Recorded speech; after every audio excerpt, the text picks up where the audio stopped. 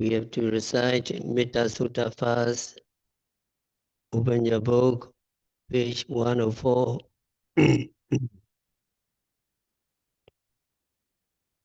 Recite together.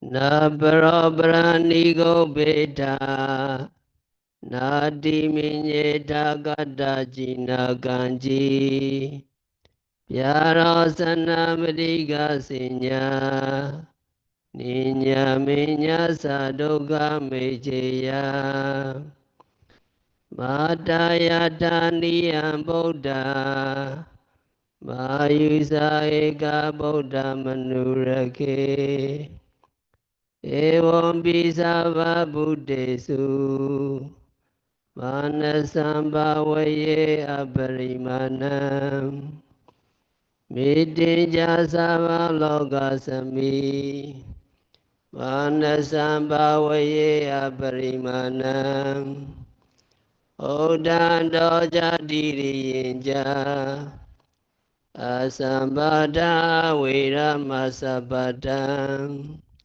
Again.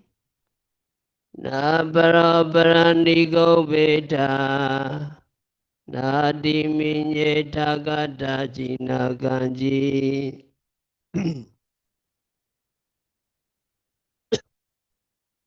Ninya Minya Sadoga Mejeya Matayata Niyam Buddha Mayusa Eka Buddha Manurake Evam Bisava Buddhesu Manasambhavaye Aparimanam Vidinja Savalogasami Manasambhavaye Aparimanam Odandoja Diriyinja Asambhada Viramasabhada. Translation, follow me. May none deceive another or despise any person in any place. May none wish any harm to another with insult or ill will. Just as a mother would protect her only child at the risk of her own life, even so cultivate a boundless heart towards all beings. Let the thoughts of boundless love pervade the whole world, above, below, and across, making them unrestricted, free of hate and free of enmity. Read together. May none deceive another or despise any person in any place, nor wish any harm to another with insult or ill will. Just as a mother would protect her only child at the risk of her own life, even so cultivate a boundless heart towards all beings. Let the thoughts of boundless love pervade the whole world, below and across, making them unrestricted, free of hate and free of enmity. Recite from the beginning, Yasanubhavato, Pali. Yasanubhavato Yeka Nevada Sindhi Visanam Yami Jevanu Yonjando Ratendi Wamatandido Suga Suvati Sotoja Papa Genjina Pasati Ewa Madi Gunu Bedam Paredan Dambanamahe. Karaniya Mata Kusalena Sandamada Bisameja Sega Ujuja Sujuja Suwaja Samudu Anadimani Sando Sagoja Subaroja Ejoja Sanlohugavodi Sandendriyaja Nibagoja Abhagavagule Sananugeda Kodamajare Genji Yena Vinyubare Ubavadeyo Sugina Gemina Hondu Savasata Bhavantu Sugidata Ege Jivana Bhutati Tasawata Vanavasisa Tigawayewa Mahanda Vajimara Sega Nugatula Dedawayewa Deta Ewa Dure Wasandia Vidure Buddha Wasamba Wesiwa Savasata Sugidada Nabarabharanigo Beta Nadiminye Dagadaji Naganji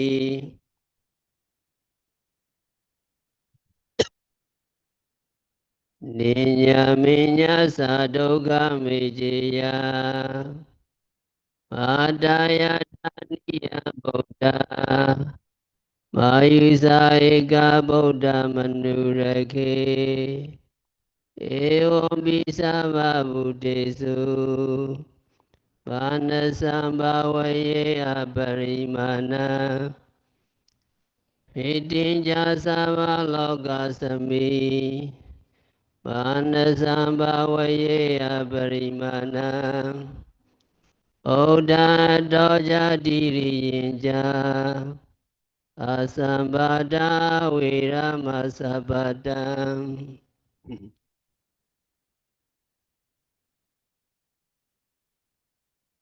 We continue to listen Metta Bhavana. When we practice Metta Bhavana, we begin with wishing health, happiness, peacefulness for ourselves. After developing Metta towards our own self, taking us from the outstanding example, Metta is to be developed towards either a teacher who is worthy of love and respect, or towards the grandfather, father, uncle, etc., or in the case of females, towards the grandmother, mother, auntie, and so on. So we start, may my teachers be well, happy, and peaceful. May my grandfather, father, and uncle be happy. In the case of females, may my grandmother, mother, and auntie be happy and free from suffering and misery.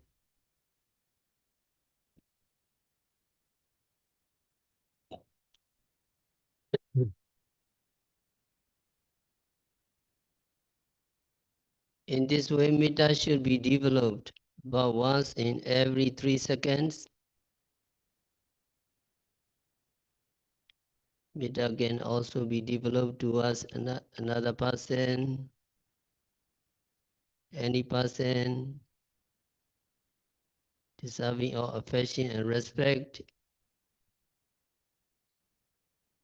if not towards your teachers, grandparents, mother, father, and so on.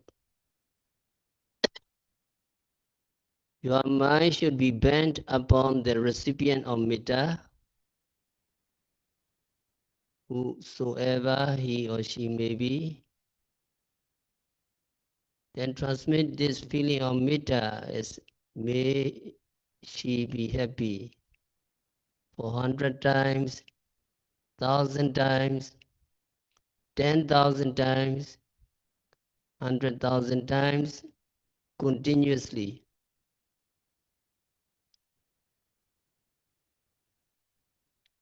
If your objective is for achievement of jhana samadhi,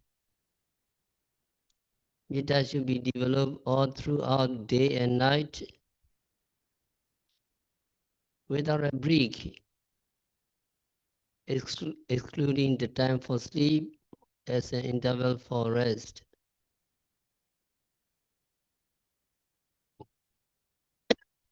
While developing metta, your mind may wander sometimes. These wandering thoughts are akusala, unwholesome, known as nivarana, mental hindrances. The moment you become mindful of such imagination, these thoughts should be rejected and then continue to go on developing metta continuously.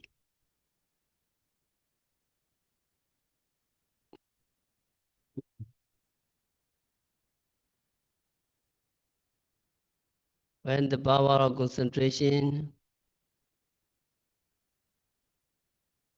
becomes strong, wandering minds will gradually lessen.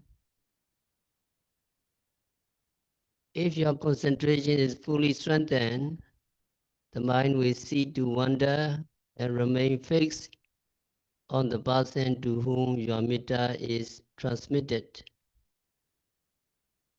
There is a realization of upachara samadhi, access concentration, which is free from nivarana, mental hindrances.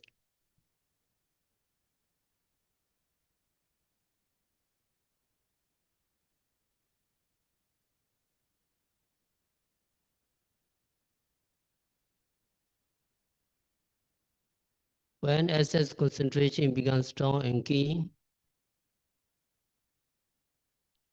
your mind will dwell fixedly on the recipient of metta as if it is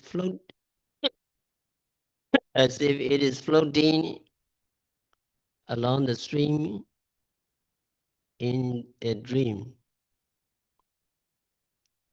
However, the mind may stay on only for a moment in the first instance.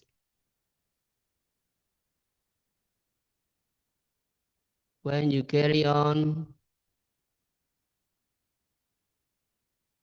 the continuous development of mindfulness of metta is strengthened.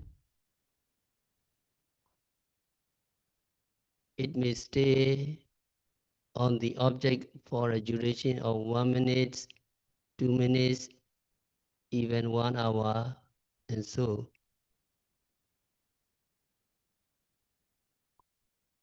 When thus absorbed in mindfulness of metta, despite of environmental effect of ordinary seeing, hearing, your mind does not go away, but your mind will remain firm, stable, and gets implanted on the person who received your metta, wishing him or her happiness.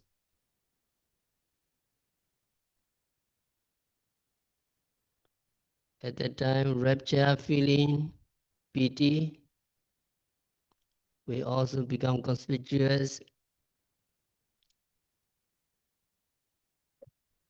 Vitaka and vichara, initial application of mind, Vitaka takes your mind to the object. It directs your mind to the object. Vichara, investigating or pondering upon. Vichara keeps your mind there. So Vitaka and Vichara will become strengthened and obvious. Your whole body will become evidently light and comfortable. Piti, there is joy, rapture, happiness, pleasurable interest.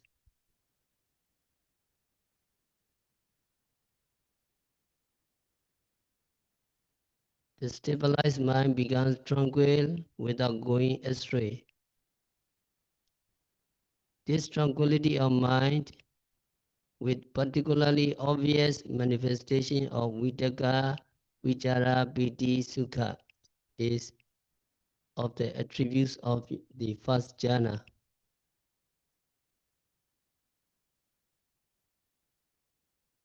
All these qualities are called first jhana. In such an achievement is obtained, it is the attainment of first jhana.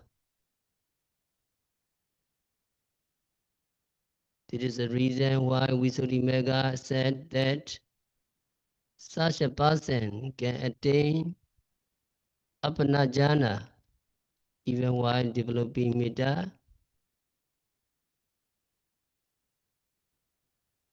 So yogi can attain the first jhana. So first jhana have 5 factors. Need to remember. Can you follow me? First jhana, consciousness, together with vitaka, vichara, piti, sukha, ekagata.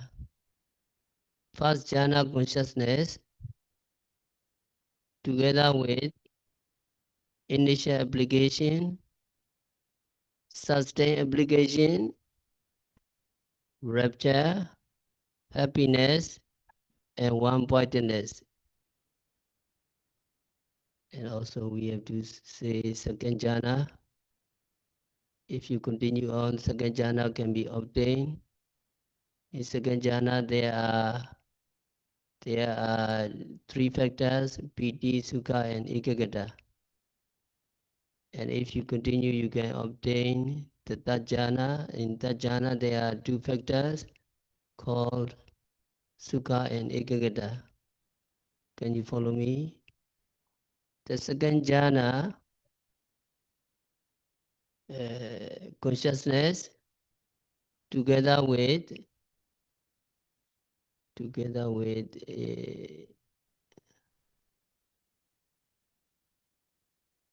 rapture, happiness, and one-pointedness. Piti, sukha, ekagata, and tajana. Tajana, consciousness, together with sukha, ekagata, happiness, and one-pointedness. So there are 3 jhana. So after obtaining the first jhana, you become skillful. Vitaka, we wish direct to the object, and which Visara, which investigate the nature of the object.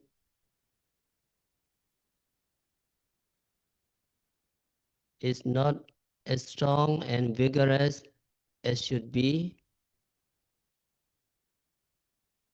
Even in the course of absorption in jhana, if harsh sounds strike your eardrums, the mind may rise from your jhana and then reach the sound. So that is why metta should be repeatedly developed towards the person on whom the mind is usually made to dwell, to create the tranquil, jhanic mind without vitaka and vichara. When your concentration getting strengthened, extreme joy and rapture together with the calmness of the mind, which are far more increasingly better, will occur without making effort to let the mind, vitaka and vichara. So this is the achievement of second jhana. In second jhana, there are only piti, sukha and ekagata. There is no vitaka and vichara. So at the moment of absorption in the jhana, intense delight is of the highest degree. If this extremely rapture is not desirable, continuous development and transmission of metta should be made towards the recipient of metta. Then your concentration getting fully developed and strengthened, and excellent mental happiness and tranquility of mind without pity will become obvious. So this is the third jhana. So when you practice metta bhavana, you can attain first jhana, second, and the highest third jhana.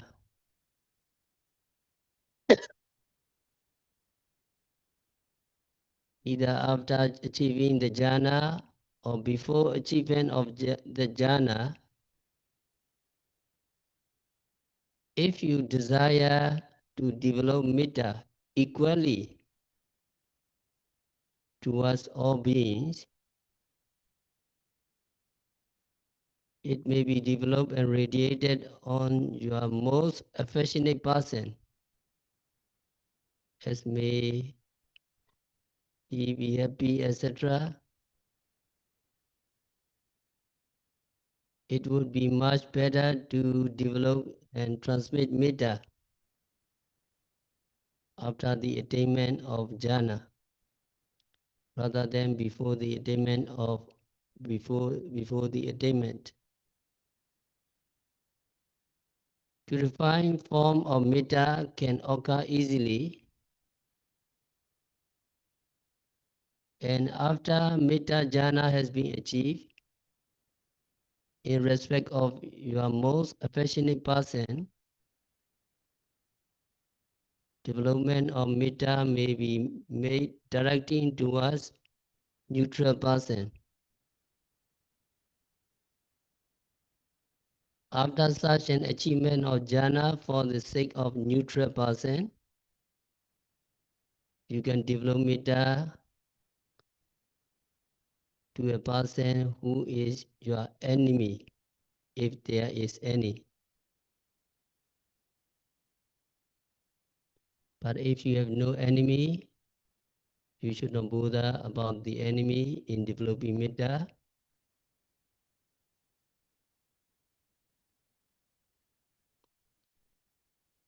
And anger is likely to occur, remembering the wrong done by a person who is an enemy, while yogi is developing metta towards him or her. When such an incident happens,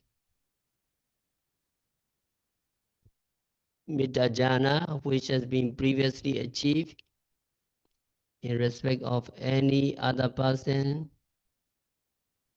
beforehand may be recalled and repeatedly plunged in,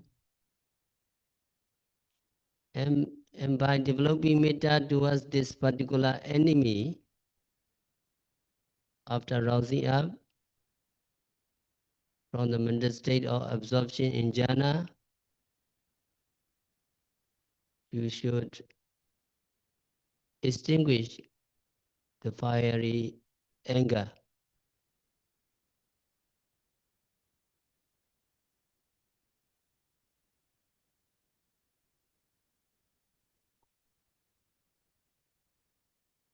After repeatedly absorbing in jhana,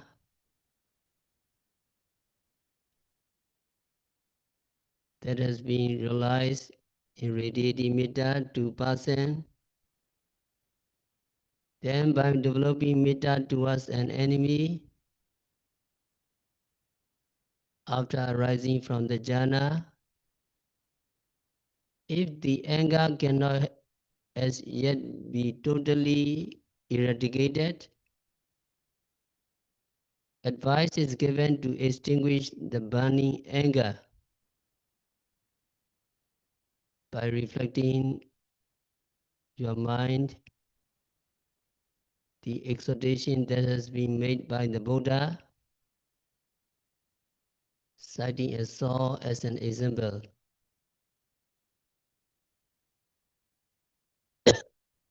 The way to reflecting is in this way. Oh my dear yogi,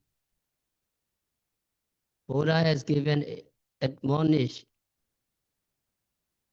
as bhikkhus, if the person for having suffered badly in the hands of robbers by being cruelly deprived of his bodily limbs, such as hands and feet which have been cut off with a double-edged sword fixed with a handle at both ends, he gets angry and has done wrong in retaliation against the robbers who have ill-treated him.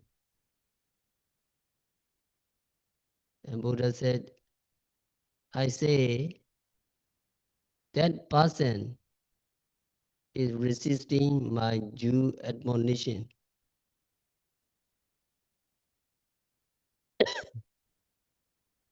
Next, if retaliation is made in anger on provocation against a person in whom anger has first arisen,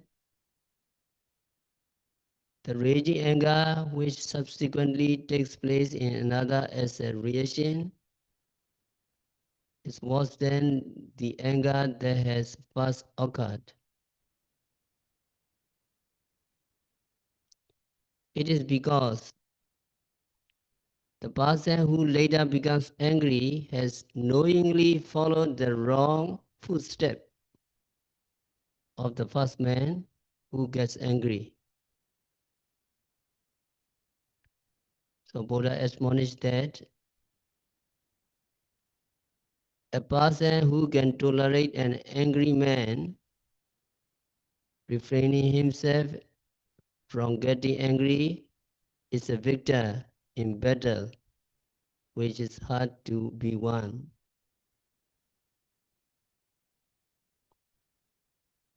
And then it has also been preached that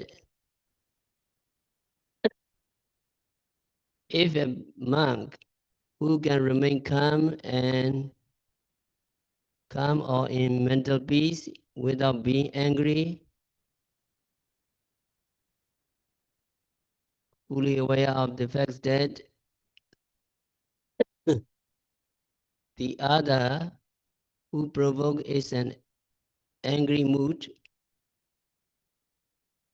may be said to be a disciplined person, for the benefits of his own self as well as for the benefits of the other.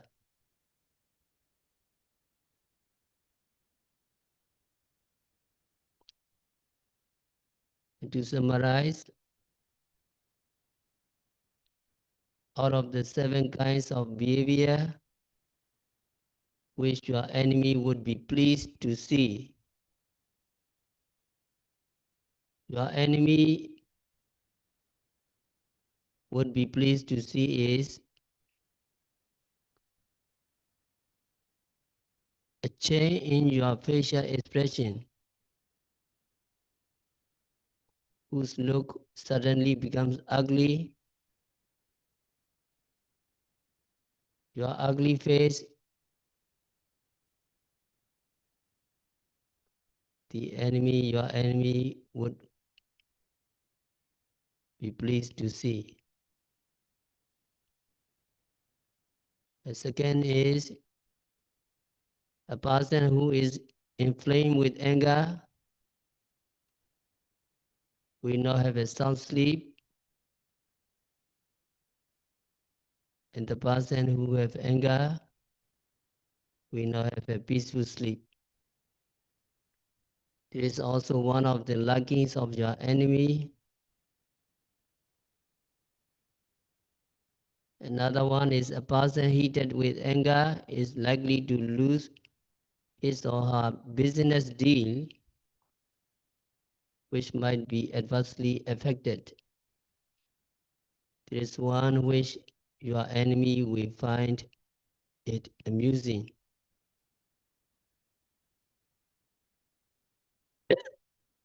A person who is dominated by anger may be lacking in riches or may not have enough of wealth and possession. It is one which your enemy likes to see. A person who is of a fiery nature and is prone to vehement anger is likely to have a shortage in the number of personal attendants. Your enemy is rejoiced to find such a state of condition. A person of anger will not have a wide circle of friends because everybody afraid of him or her.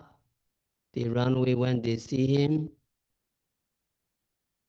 This also brings delight to your enemy. A person who is sensitive to anger and is furious cannot possibly be reborn in good realms. An existence where happy condition prevail after his or her death.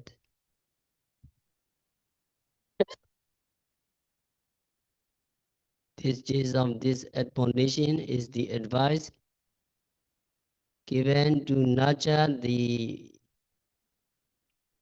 practice of patience by repelling the force of anger so that the wishes of your enemy may not be fulfilled.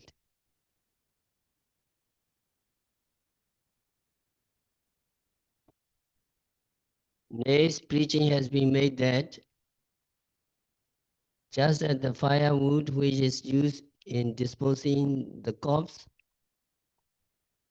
by burning at the time of cremation is worthless for use in both rural and urban areas, a monk who is avaricious and committing vices with anger, he is deprived of both the benefits of enjoying sensual pleasures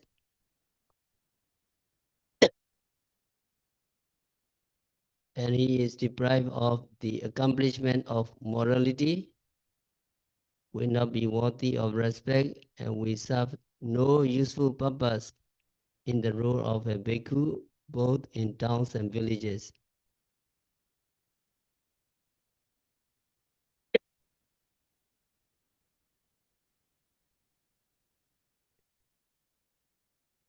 In view of this fact,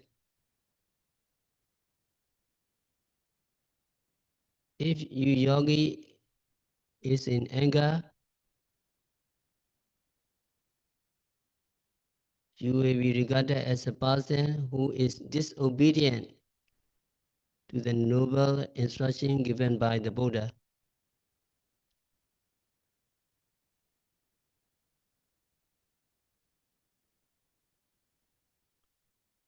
You will be like a loser in a battle, which is difficult of winning a victory.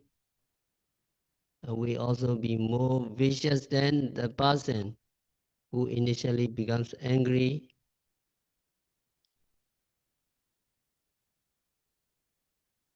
So yogi should reflect and think over seriously by teaching and reforming himself or herself, and then exercise over his or her anger.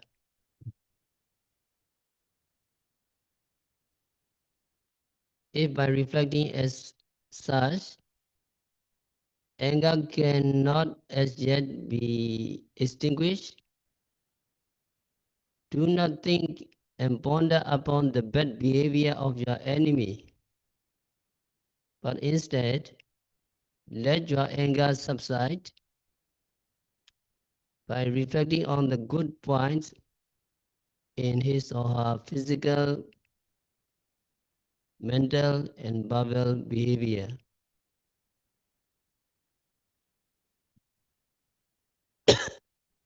And stay, if by reflection as stated, feeling of anger cannot as yet be subdued, reflection upon and put out this fiery anger which has arisen. The manner of reflection is only mentioned in Visuddhimagga and is not to be found in other Pali and commentaries. The relevant verses are exactly 10 in number. Now we will continue to preach relating to these verses very briefly, how to reflect according to the 10 verses.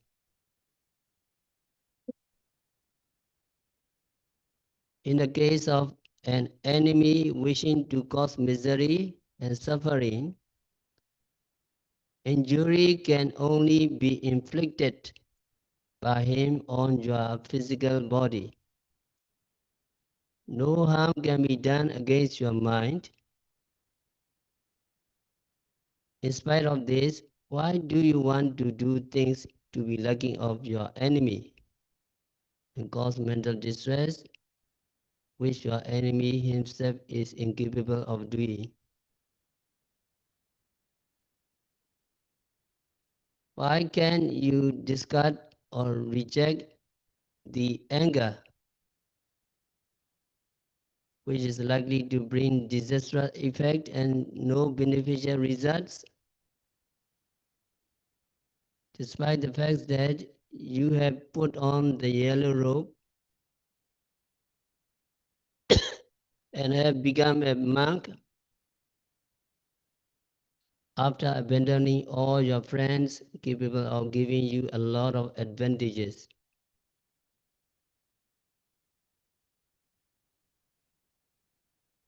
Another way is,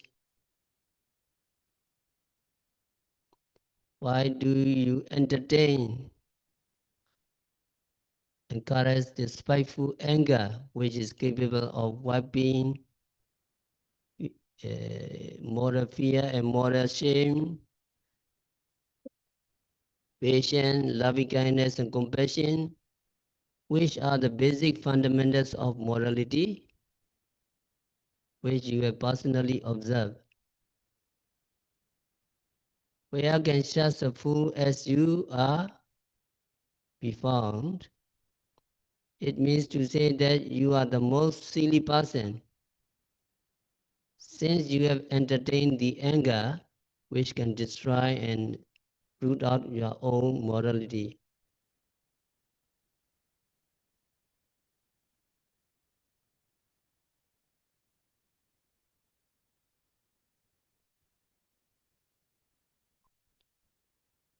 you are angry against another for having done wrong to you, and you understand that you who have so become angry are plotting to offend him in the same manner as has been done to you in retaliation.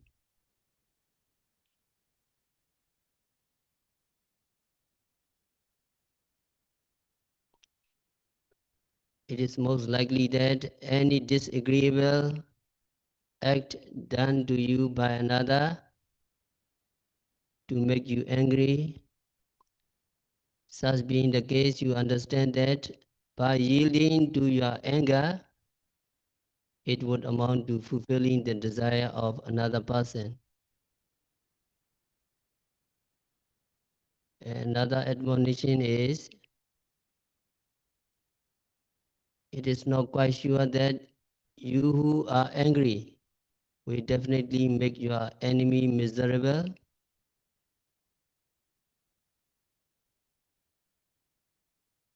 So you understand that even now at present, you are treating your own self by stirring up anger and causing misery to yourself.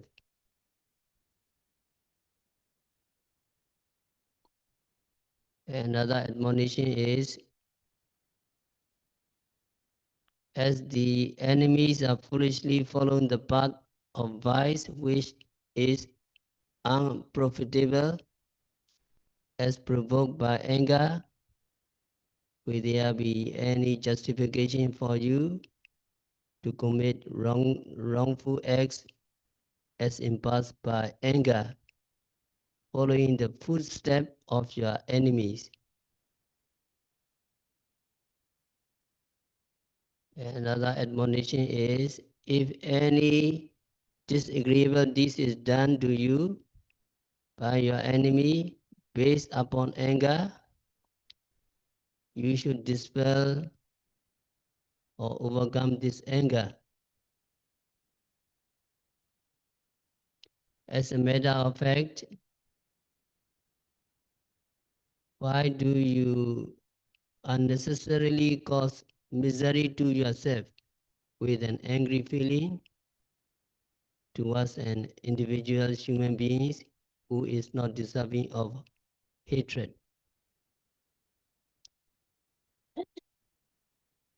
It means that you have done something wrong only at the dictate of anger to whom you have become a slave.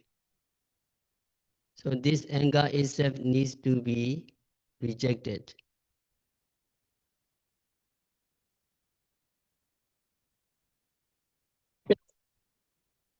Another admonition is, Rupa and Nama, mind and Metta, are transient by nature, and they are occurring only for a moment, followed by dissolution instantaneously. Such Rupa and Nama, which are seemingly thought as having done wrong to you, have already dissolved into thin air as an instant. So these Namarupa are no longer there. They have disappeared altogether. Thus, at the present,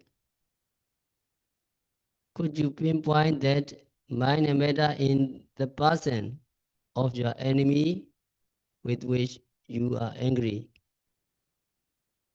New Namarupa, which have subsequently occurred, are not doing any wrongful act or harm to you. So those which are considered as having done harm to you have already vanished. So there is no meaning of being angry with nama and rupa. It means to say that rupa and nama with which you are quarreling no longer exist.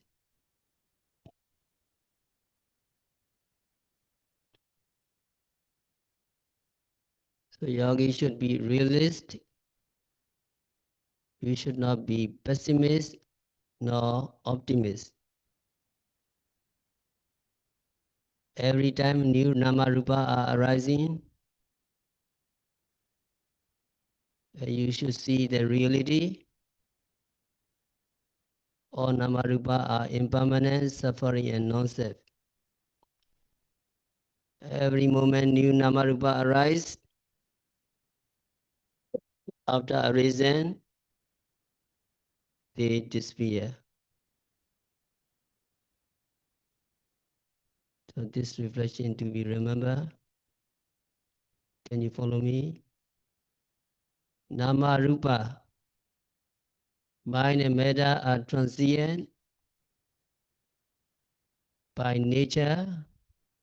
They are occurring only for a moment, followed by dissolution instantaneously. Namarupa, mind and metta are transient by nature, and they are occurring only for a moment, followed by dissolution instantaneously. So the angry person is no there, no more there. The moment, another moment, is the new one, new Namarupa. You yourself also new Namarupa, new mind and metta, and the enemy also new Namarupa. These Namarupa are no longer there. So Namarupa with which you are quarreling no longer exists now. So we should be realist. We should not be pessimist nor optimist. We should see the reality so that you can overcome the anger. If one is causing misery to the another, both the doer himself and the one who suffers are the prime factors which produce the effect of misery. In other words, both of them are responsible for the causation of misery. If that is so, since you yourself are not free from blame for the cause of misery, why are you angry with the doer only?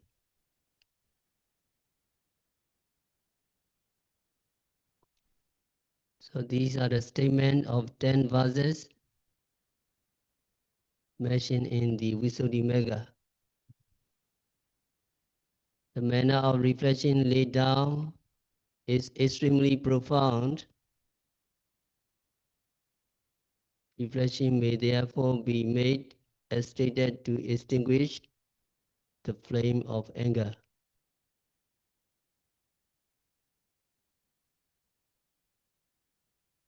And then we will continue next time how to subdue anger by reflecting on karma as our own property in possession. We are the owner of our karma, and we can subdue anger by reflecting on our karma as our own properties. We have to stop our discourse for today by practicing vipassana meditation, by observing every phenomena occurring at the six senses, by By noting, rising, falling, sitting, touching, seeing, hearing, continuously and meticulously, may all yogis be liberated from all suffering. May all meditators realize the real peace in the very near future.